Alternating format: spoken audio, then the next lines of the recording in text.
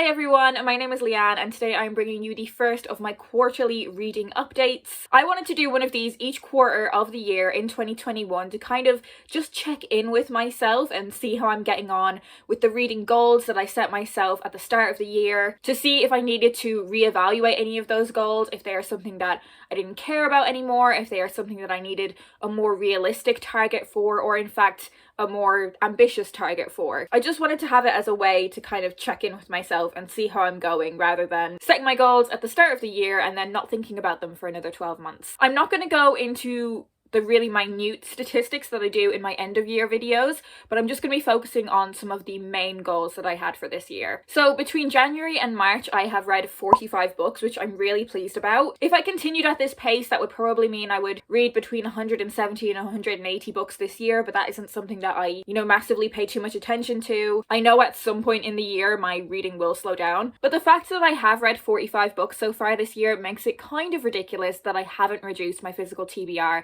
to fewer than 100 books like I wanted to by the end of the first quarter. My TBR started at 125 books at the start of this year. At the end of my previous video, which was my March reading wrap up, I actually forgot to put in the number that my physical TBR was at, but I left it in a pinned comment under that video. But if you didn't see that, at the end of March, my physical TBR stands at 109 books, which is a number that I feel absolutely fine about. Unfortunately, it doesn't quite tell the full story because I do have a physical book haul coming up. You might say, Leanne, well, what is your physical TBR if you add those books on? My brain works in a ridiculous way. These books are not on my TBR until I haul them. That's just the way the organization in my brain works. It's the way that my reading spreadsheets work. So, I'm saying my physical TBR at the end of March stands at 109 books and I feel pretty good about that. I'm not too far off, but in reality, it's probably closer to about 120, which means I haven't reduced my physical TBR very much at all. And look, I've been here for a while. I've been having this conversation about reducing my physical TBR, and do you know what the problem is? I am the problem. I am the issue. I'm getting through these books pretty quickly. I'm reading at a pace that I'm really, really pleased with, and I'm getting through these books, but I'm also getting a lot into my life, whether it's my own purchases, whether it's books from publishers, whether it's books that I'm getting from work that, I kind of have to read. And every single one of those are books that I'm super excited to read, and I feel really confident that I'm going to enjoy, but I just need to be stopped. The books that I have hauled in more recent times, I'm actually getting through pretty well. Like books that have come onto my TBR in 2021, I'm getting through those at a really great pace. There are 25 books left on my TBR that I hauled in 2020, which I feel absolutely fine about. It still just continues to be the books that I hauled in 2017, 2018. So what I'm saying is, even factoring in the books that I haven't hauled yet, I want a physical TBR of fewer than 100 books by the end of this month, by the end of April. And if I don't, some books have to come off the shelves. That's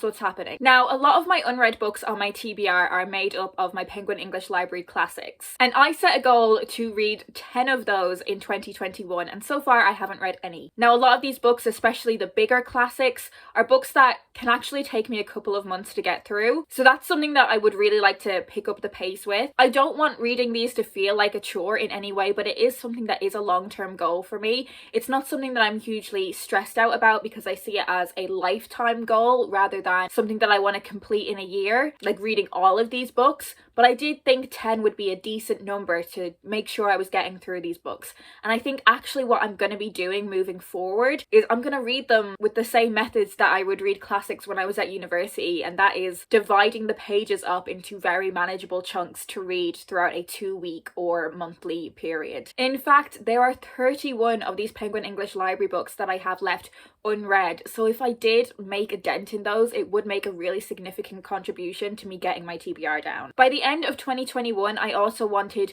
none of the contemporary books that I hauled in 2015, 2016 or 2017 to be left on my TBR. There are 9 books that I have left to read that fall into that category, so I feel completely fine about that. But of course there are some other books that are on TBRs other than my physical TBR. I'm talking about NetGalley. Now my NetGalley percentage was 33% at the start of this year. I have now bumped that up to a grand total of 36%. My realistic goal was for this percentage to be at 50% by the end of the year, so I do have quite a lot of work to do on that. So far, 29% of my reading have been by authors of colour, 67% of my reading by white authors, and 4% 80% of my reading are books that had authors from different backgrounds, different ethnicities. Before the Irish Readathon, this percentage was closer to 40% authors of colour. I did do a video talking about Irish books by authors of colour, but unfortunately the Irish literary space is still very much white dominated. The absolute minimum I wanted this to be at was at 40% authors of colour. So I think in the next quarter it's quite likely that I will kind of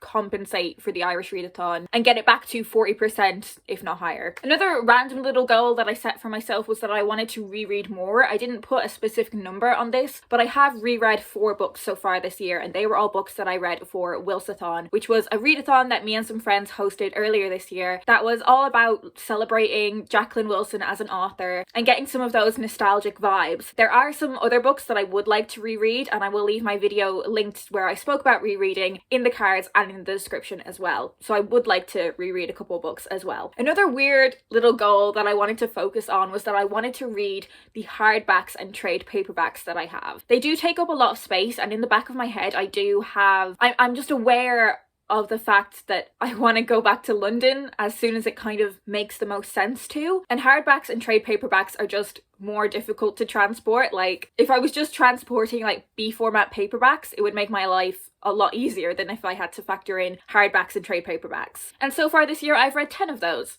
So I'm feeling quite happy about that. I had a couple of things that I wanted to do on the channel this year. So throughout 2021, I wanted to do at least 6 reading vlogs. And so far this year, I've already done 3. So I'm very happy with that. And if you want to see my reading vlogs, I will leave the reading vlog playlist that I have linked down below in the description. I also wanted to do a rainbow series on my channel where I just picked 5 books that were a particular colour off my shelves to talk to you guys about, maybe books that I don't often get the chance to talk about too much. And I just wanted to make the most of having these shelves with me because, you know, at some point I will be moving, and when I move I only bring my unread books with me, and my read books stay here at my mom's house. So I think I've done 4 episodes of that so far, and again I will leave that playlist linked if you want to see it. Other random little goals that I had was that I wanted to start using bookmarks, and I have done that. No more chaotic energy of leaving a book open like this. I'm a changed woman. Basically the way I facilitated this goal was buying really nice bookmarks. Would you guys be interested in me doing a video where I talk about the bookmarks I have and like what Etsy stores that I got them from? Let me know in a comment down below, and that is definitely something that I can do. So I think so far it's a bit of a mixed bag with how I'm getting on with my goals. There are some of them that I think I'm really on track with. The video goals I'm definitely on track with. I also started my series on getting into publishing this year as well. Some of the smaller little random reading goals I feel on track with. The big one is the physical TBR. But as I said, if it's not below 100 books by the end of this month, by the end of April, then I am going to have to do some unhauling. When I check in with you guys at the end of the second quarter, I will go into more of the nitty-gritty statistics on things like, you know, page numbers and publication dates of books that I read. But for now, I'm just going to leave it there. How are you getting on with your reading this year? Do you have a favourite book that you have read so far? Do you have any advice for me to sticking to getting your TBR down, or